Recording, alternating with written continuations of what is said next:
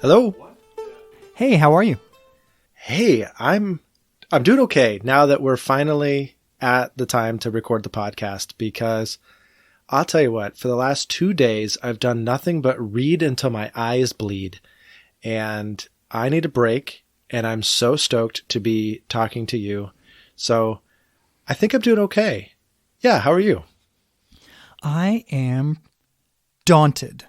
Maybe that's a good way to say it. Just have a lot going on at the church. Tons of facilities related stuff. We're getting new signage. We're getting new exterior lighting. We're getting new cameras for the sanctuary. We recently had somebody literally run into the church. And so we have all this gas line work that has to be done. So on top of half a dozen other things. So I'm doing all sorts of facilities related stuff, but I feel like I'm juggling about as many things as I know how to juggle well. Dang. Man, I know how that feels. I'm feeling the pressure of my own schedule. Hey, so I'm going to break our rhythm. We always start in with the topic, but before we start in on the topic, I had this amazing moment in class today that I have to just use immediately. So, okay. So I have to know though, does that mean we're moving thoughts, or is this just an add-on random piece of information? This is bonus. Everybody gets it for free. This is just extra content you didn't have to pay for. All right. So all of our non-existent subscribers are getting this for free. Got it. Yeah, exactly. Everybody should be happy. So, all right. Tell me. Yeah. So this was in my spiritual formation class, and we ended on this question. And it was a canon within a canon. And by that, the professor meant there are certain passages of Scripture that we all find ourselves being drawn to that are just unique nuggets that God gives us, so that when we really need to reconnect with God, or there's a variety of moments we might turn to these passages. And they're unique to all of us, but what are they for each of us? And if we know what these passages are that particularly resonate with our souls, that we go back to time and time and time again, we can literally use them as these anchor points in our spiritual lives. And it was such a profitable moment to sit and think, what are these passages for me? And I'm actually wanting to just start off the episode with asking you, without any lead in, what are your go-to passages and why do they speak to you? So maybe just one.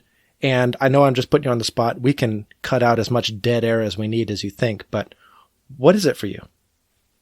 Oh man, that's good. I actually have a book, a journal that I write these passages in, that I have one verse per page written in this journal, and it's not particularly full.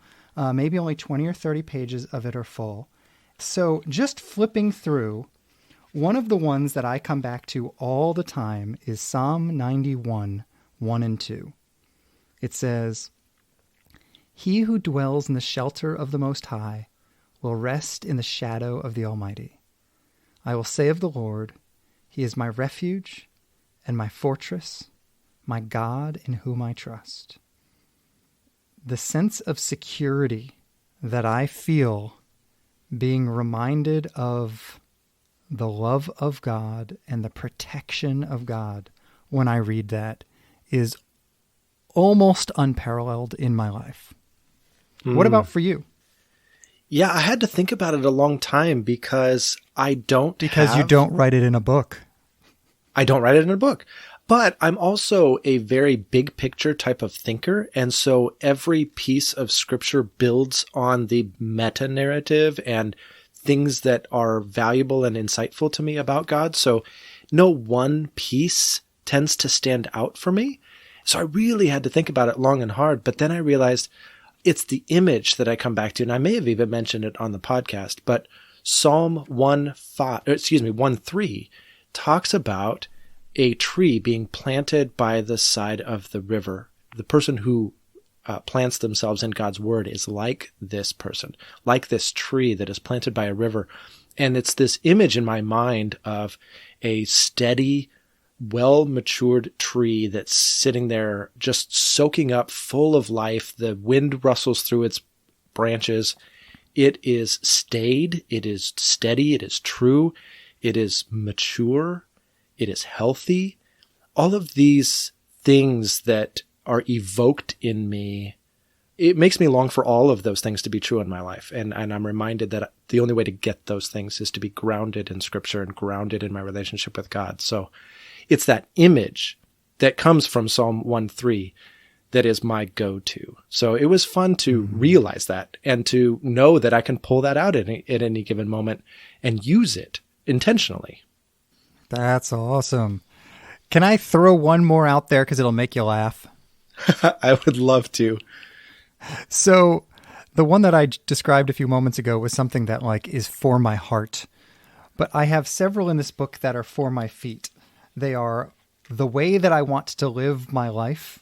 And one of them is Proverbs 12:16. A fool shows his annoyance at once, but a prudent man overlooks an insult.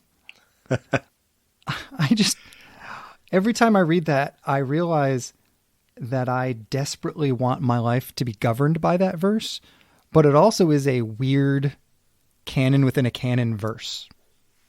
But gosh, I mean, we could all use it to be in our canon. So let's not, I mean, this is not out of the left field here. Yeah, that's true. It's in the Bible for good reason because we don't do it. Yes. Well, thanks for entertaining my little rabbit trail. It was just so recent. Like I literally just 2 hours got out of that class. So anyway, you had something else you were calling about. Yeah, I did. But I still think that's a great thought.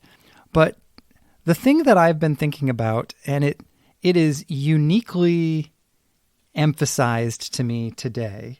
I just got back from a retreat, and a retreat is a normal part of Christian thinking, right? Like, let's set aside special time for God and really, go up the mountain or go deep or worship a lot or hear lots of teaching or whatever it is we're going to do. And I loved it. It was actually my first time going on a retreat that I got to take one of my kids, and we had a great time, and I loved it. But it was so interesting to come from that to one of the podcasts that I listen to regularly. We've mentioned the Book of Common Prayer numerous times on the podcast, but one of them starts the reading of the Book of Common Prayer with some version of this phrase every day. Today is the 26th week of ordinary time, or whatever. I am so caught by this idea today of ordinary as an important part of spiritual living. And so I wanted to talk about the idea of the ordinary and its role in our spiritual journey. How does that sound? It sounds phenomenal, especially if we use the amazing work of Tish Harrison Warren. She wrote a book called Liturgy of the Ordinary. And this is my springboard for understanding this concept. She just does such a masterful job of, one, describing the ordinary and being a very real human in this book, but then showing how God meets us in the ordinary. And that to me is huge. So I would love to talk about this. All right. So let's start there. So this is a book I have not read. You mentioned it maybe a month ago, and it has gone on my to read list. I have not gotten there yet. I do have to say it's going to be after reading Try Softer. That is my next Josh from Oregon recommendation that is going into my reading list. Nice. But this is on your recommended list. I have not read it. So which place makes more sense to start? With a discussion of what does ordinary mean, or with what Tish Harrison Warren has to say about the ordinary? Well, I'll tell you what, I'll knock both out with just an introduction to her book. Perfect. Her book just starts with just ordinary life. And she kind of proceeds, I think each chapter is based on what might be logically next in her day. And so the first chapter is literally waking up and then making the bed and brushing your teeth and losing your car keys and having a fight with your significant other and being stuck in rush hour traffic, right? All of these things as your day might progress in this way, or we've all at least had these experiences. And so she's literally down to the nitty gritty of ordinary. Nothing is more ordinary than brushing your teeth or having that blurry, half awake, half sleep state in the morning where you long to go back to sleep, but your alarm is yelling at you and all of these things. So, I mean, we're talking ordinary in a way that anybody can relate to. Is that where you start? Yeah, absolutely. I think that it, for me, involves those activities and a certain set of descriptors or emotional ideas that I associate with those things. Words like boring and bland and routine or rote or something to the effect of normal, common. You know, common is a word that resonates with me quite a bit because I think as I've grown in my appreciation for the ordinary, which let's be real, started at 0 and I might be at a 5 now on a scale of 100. So I was going to ask what the scale was on. Yeah. So like I've nudged up a bit, and that may be an exaggeration. Warren's book did a much better job than that. But at any rate, one of the things that I struggle with most is, as you say, common. And I felt like, you know, part of my story that I've shared on the podcast before, I felt called into ministry in my early teens. And I spent a whole lot of time through my early adulthood, all the way up until the present, asking God, okay, when am I going to get into full-time ministry? When am I going to stop doing this unimportant work, this ordinary work, going and doing a normal 9 to 5? I mean, not that 911 is a normal 9 to 5, but at any rate, not doing the important stuff, the spiritual stuff. When are we going to get to that? And I think God has been trying to challenge me, and I'm only slowly listening. Hang on, I'm meeting you in these. Like, these are just as much part of my world as, you know, the quote unquote spiritual stuff, which is something that struck me also about your reflections on being an associate pastor and a lot of the quote unquote non-spiritual things that end up on your task list. You know, the ordinary is everywhere. You can't escape it. Yeah, absolutely. It's funny. I had not been thinking about this, but yes, I mean, one of the big frustrations a lot of people deal with when they go into ministry, and I was having this conversation with one of the guys who works with me today. You know, we were going out for lunch because we didn't have time to meet this week, and we needed to meet. But what we needed to meet about was the fact that we have a fleet of vehicles and we want to make sure they are all legally on the road. That was the important content of the meeting, which is wildly important. But I laughed as we were sitting down at Panera to have this conversation because I said to him, you know, the thing nobody knows about ministry until they actually do it is how much admin is involved in ministry. I spend so much time. I mean, like I listed off, and I only listed half the things I had to do that were admin related today. Almost my whole day was admin related. And it can feel like, is this the spiritual stuff or not? I guess what I'm trying to say is I can feel the exact same way as a pastor that you say you feel not as a pastor. When am I going to get to the spiritual stuff? And I think putting those two together speaks to the fact that there is an underlying issue of dissatisfaction more than there is an underlying issue of circumstance that is the problem. That's such a good way to phrase it. And I think you're totally right. At least you've pegged me. Yeah, guilty as charged. So thanks for the arrow. Appreciate that.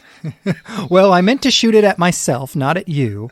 Because theoretically I'm in the spiritual stuff and still dissatisfied.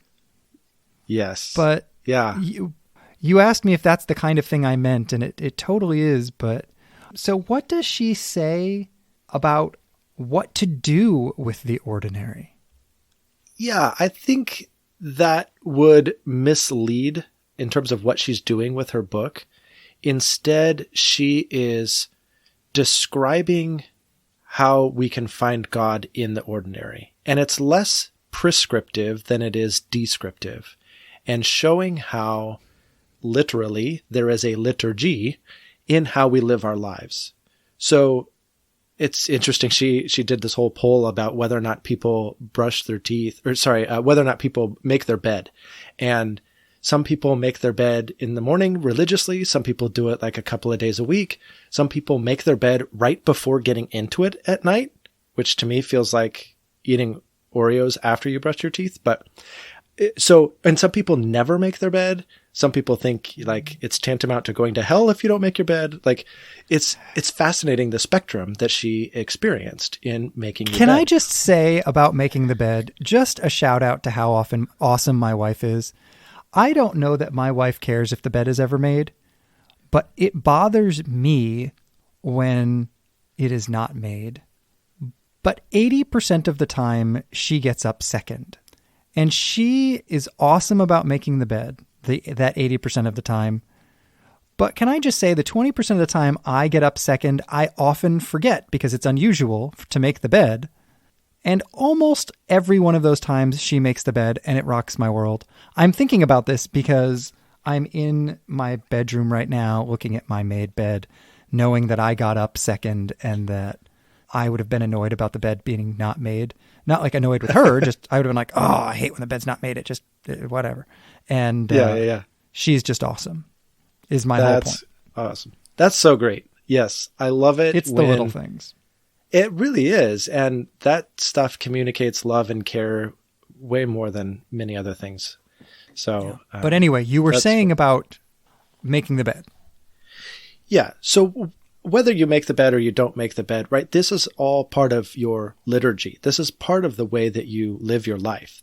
It forms you and shapes you in some way. So she's connecting these ordinary parts of our lives to the actual liturgy. She is an Anglican priest, and so she's very connected with the liturgy as it is practiced week in and week out. And so she's showing how the relationship between the liturgy of our lives and the liturgy, the sacred liturgy that we celebrate on Sundays, and how they're not altogether different, and how we are being shaped by the things that we do all the time. To capture the ordinariness of life, she talked about when brushing your teeth, she was reflecting on how much care our bodies actually require. And she listed it out. And when you list it out, it's like, oh my gosh, can we ever do anything but care for our bodies? Right? They need sleep. They need cleaning. They need nourishment. They need fluids. We need to dispose of the waste. We need to groom them. We need to exercise them. We need to rest them. Like, our bodies require a whole lot of upkeep and maintenance. We spend a lot of our day tending to our bodies because we are embodied creatures. This is part of our humanity. This is part of where God meets us. And so she just explores all of these ordinary things and shows how God meets us there. If we're talking about kind of the normal stuff we do every day, brush your teeth, make your bed, drive to work, let me ask you, how much do you really connect with God in the midst of those kinds of things? Yeah, I mean, I got to say not very much at all. Although I try to build in routines that bring me back to God. So I am often listening to a book while I'm, in the shower, or sometimes I'm listening to worship music. Same in the car. I'm listening to a book, or I'm, listening to worship music or something. Or I'm praying. I go through the Pray As You Go app that also begins with, today is the such and such week of ordinary time, or the such and such week of Advent or Lent, or whatever season we happen to be in. So I have some of those rhythms built in, but where those rhythms are absent, I am not connecting with God in the ordinary. And I don't know how I feel about that, because I think the spiritual answer, right, is, oh, well, then you have work to do and you need to be, maybe, but I don't want to get too much into the should, and just realize, like, God created the ordinary. He created all these mundane tasks that we have to do, in terms of eating, sleeping, drinking, grooming our bodies and all of these things. It's not as though he created us to just live on this mountain and worship him 24 hours a day. I mean, that we would be angels, or we would have some other like composition to our life. I just don't know to what extent I should seek for 100%. Does that make sense? Is that like, do I get to go to hell now? Yes, but not for that. But no, I wholeheartedly agree. So often when I was in college, and I've heard it trickle through, but when we were in college, one of the major things that Christians were trying to advocate for was that there was no divide between the sacred and the secular, right? Yeah. It's all sacred. And at least the way I internalized that was this sort of sense of pressure. Man, I got to encounter Jesus in all of these moments. And that's fine, but I do think puts a lot of pressure. And when I am more and more thinking about this, I find myself thinking about it almost in the inverse. I don't need to do anything to spiritualize it because I don't need to accomplish anything. It just is what it is, and it is adequate as itself. The best way I can describe the thought is that for most of my life, I envisioned myself, if I can compare my life to a play or a movie, I envisioned myself in the role of the hero, in which big things were happening and I had a big part to play. And so every moment of a movie, something important is happening. Every moment of a play, something significant to the plot is happening. But if I'm not the main character in the play, if Jesus is the main character in the play, and I am legitimately okay with being a bit character in his story, my son has done a lot of theater lately since he's gotten into college. Excuse me. Wow. Your son got into college. My son got into high school last year, and he has done a lot of theater in high school.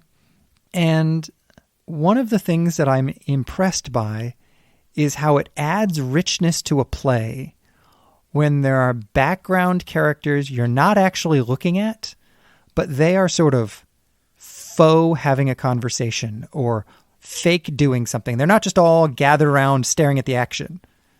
Right. They're doing their own thing. And it adds richness and depth to the performance, even though the whole point is that they're doing something you never look at. You just catch it out of the corner of your eye.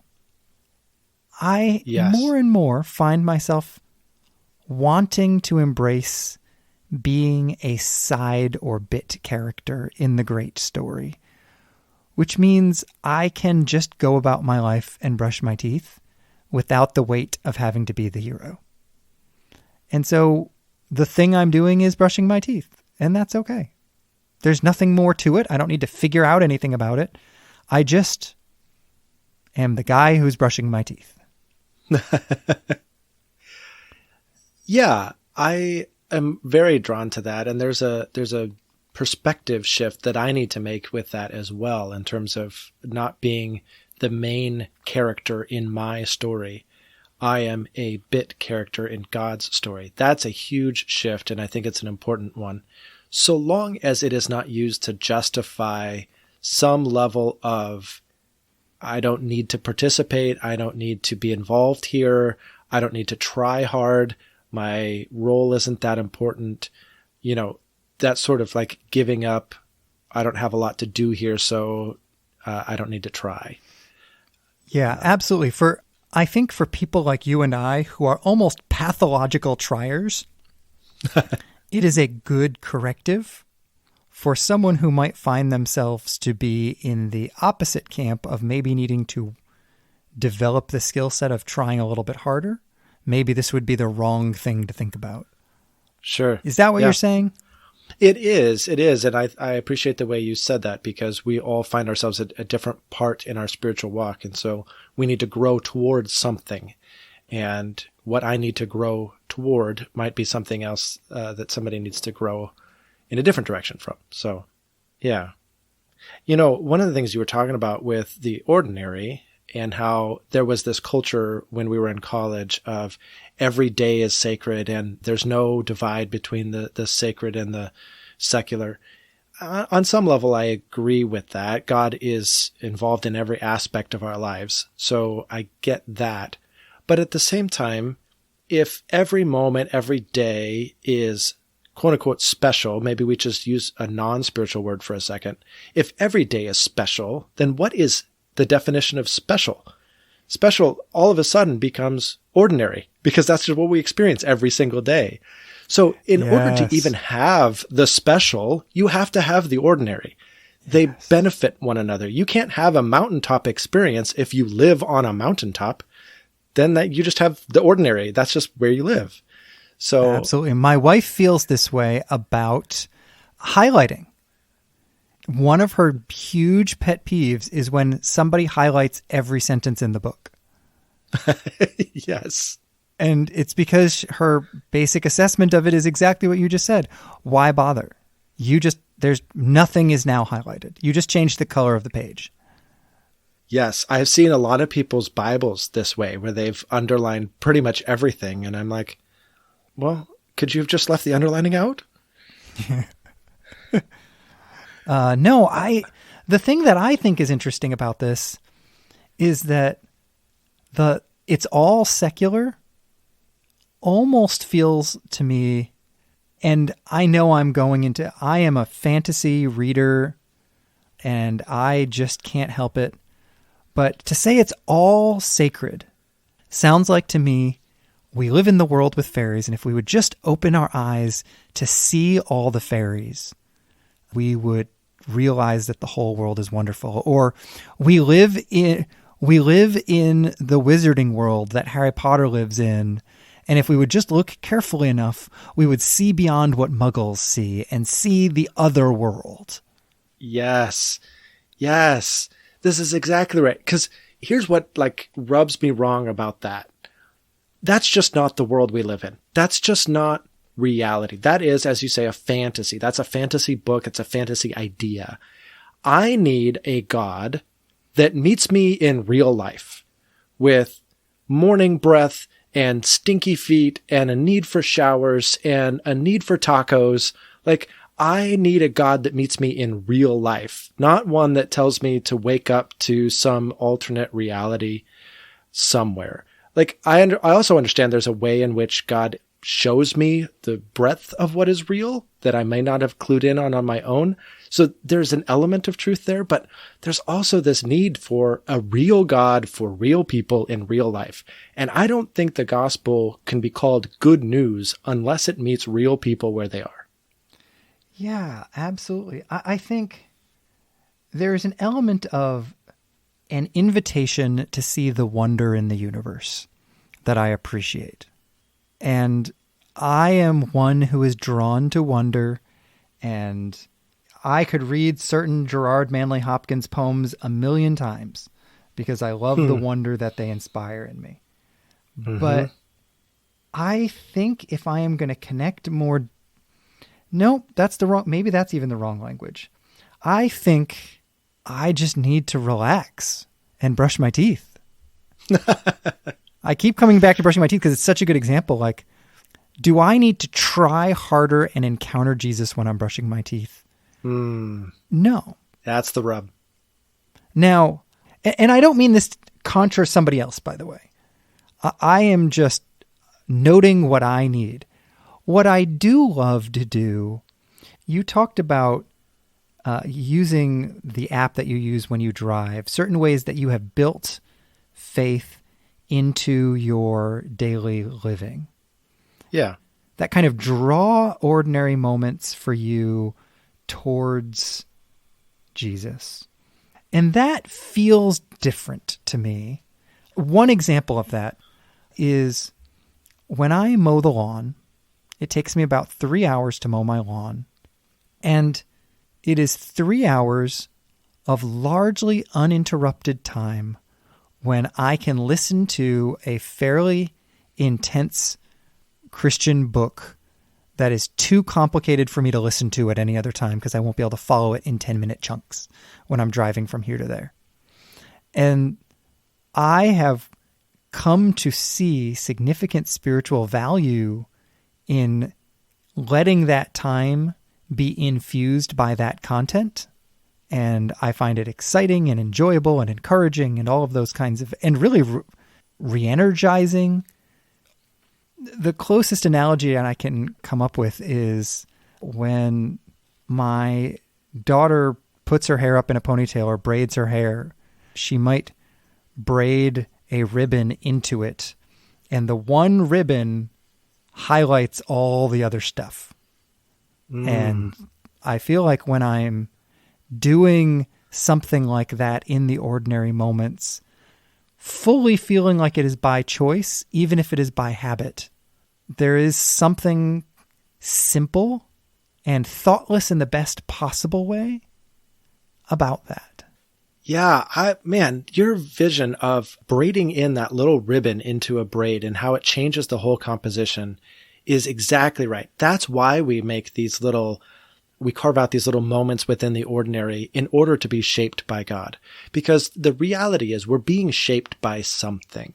We're being shaped by our culture. We're being shaped by our phones. We're being shaped by the media that we consume. We're being shaped by the friends and the family that we interact with. We're being shaped by the careers that we're in. We're being shaped all the time in our lives. We are becoming the sum total of all of these experiences. And so if I want to be shaped by the gospel, I have to carve out time in order for the gospel to work on my heart and my soul. I need to make sure that this is a part of what is shaping me each day. And that one little ribbon that I add to each moment of my day starts intertwining with the rest of the braid to infuse into my life and give it a brand new character.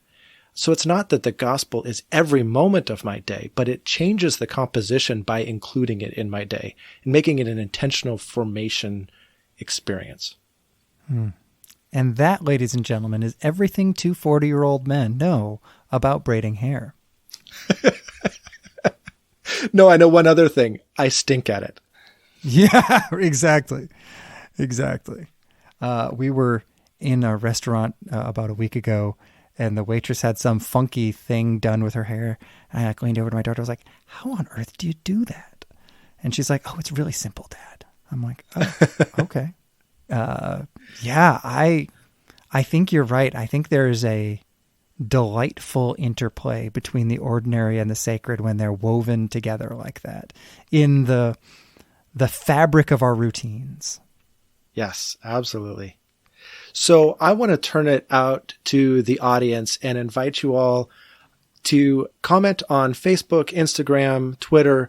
Let us know how you blend this sacred and the ordinary, how you find different routines help shape your gospel formation, and talk about what does it mean to live an ordinary life and let the gospel meet you where you are.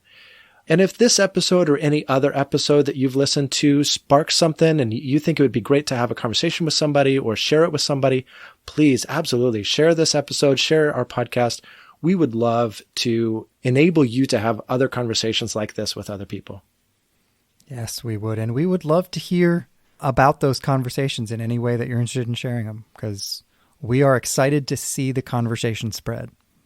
But switching off of that one big thought, you already shared a thought. So do I have to give you a second thought? Do you have a second thought? I do have a second thought. I actually have a second, third, fourth, and fifth thought because I'm in school right now and all I do is think. But I also recognize we're running a little bit low on time. So I will count the earlier part as my thought. Oh, now you're making me sound like a jerk, like I'm browbeating you. Share a thought or I sound like an idiot. No, you are a jerk, and everybody needs to know that. Okay, all right. I will. My thought is kind of you want heavy. to. I do, but it's kind of a heavy theological thought. So it's about the immutability of God. So now that you know the topic, it's kind of like Final Jeopardy. Like how much you want to wager that we keep going with this thought. Is it the wrong game show if I say $1, Bob? All right. I will save that for next week because it'll take me a little while to expound on that. But that is not what I meant. I know it isn't. But seriously, I will talk about the immutability of God next week. Oh, man. I'm actually looking forward to hearing it. I thoroughly enjoy the low stress approach of going to seminary vicariously. I love this. Thank you for doing all the digestional work for me, and I just get to enjoy the low-hanging fruit there. Yes, exactly. So, your thoughts? Mine is fairly simple, but the lead pastor at my church mentioned that sometimes we get stuck on Jesus' words about fasting, that it's supposed to be a private experience, without remembering the broader biblical story about the fact that there are hosts of moments that are corporate times of fasting when keeping it secret isn't of the same level of importance because everybody around you is doing the same thing. There are a number of times in the Old Testament that it is a corporate time of fasting. So you don't have to hide it because everybody's doing it. And I just, as simple as that is, I was like, oh yeah, that is a truth that is not well incorporated into my thinking on fasting that I need to think about. And I need to think more about what it means to fast corporately, because that is true. That is an Old Testament approach to fasting that is not infrequent. And I just want to think about that more. So that's my thought. Ah, that's good. It makes me think of, during my spiritual formation class, one of the spiritual formation exercises we've been doing for this month has been to read at least once a week the entire Sermon on the Mount in one sitting. And I'm struck by the fact that there are different approaches in Matthew 5 than in Matthew 6 over whether or not people can see your good deeds. In Matthew 5, it says, "You are a city on the hill, and let your good deeds be seen by men so that they can glorify your Father who's in heaven." But then in Matthew 6, it says, yeah, don't do your good deeds in front of everybody else in order to get praised. And like, you shouldn't even let your right hand know what your left hand is doing. So there is this element of secrecy in this. And I think we kind of tune into that and we forget about this city on a hill idea. And so it's been playing out in my mind, like, when are we supposed to be seen doing good things and when are we supposed to be doing them in private exactly? So I'm wrestling with that same idea. It is fascinating, isn't it? Yeah. So I've got no answers, but again, if you want to comment on Facebook and let us know what you think, we would love to hear. Absolutely. Yes. Solve our dilemma. Yes, please. Okay. Well, that brings us to the Which Josh question. And this one is particularly great. Which Josh dresses exactly the same every day? And that is me. 100% me. I am very proud of it. I wear a black shirt and jeans and the exact same shoes every single day. I have 6 or 5 shirts that are all the same. I have all identical jeans and all identical socks. I literally just dress exactly the same every single day. That is, you've like put thought and effort into this. Do you ever get weird looks at the store when you buy 5 of the same shirt? So all of it is now online because I picked the shirt. So I have button-down ones for winter and t-shirts for summer. And the button-down ones were from a store that they don't have where I am now, and so I've ordered them online. And the t-shirts, man, I switched over to a brand of t-shirt called True Classics, and I cannot tell you how much more comfortable they are. But they are also an online brand. And so it is night and day. They are so much better. Nice. Good tip. Yeah, so True Classics, if you ever listen to this, you have also won the privilege of sponsoring a future episode. Because, yeah, you'll be our very first sponsor, making us our very first dollar. Yeah, so thank you for that. All right. Well, this has been super great, but now it's time to get back to our ordinary lives, maybe eat some dinner or something like that. Yes. Are we on for next week? Absolutely. I can't wait. All right. I'm looking forward to it. All right. Talk to you later. Okay. Bye.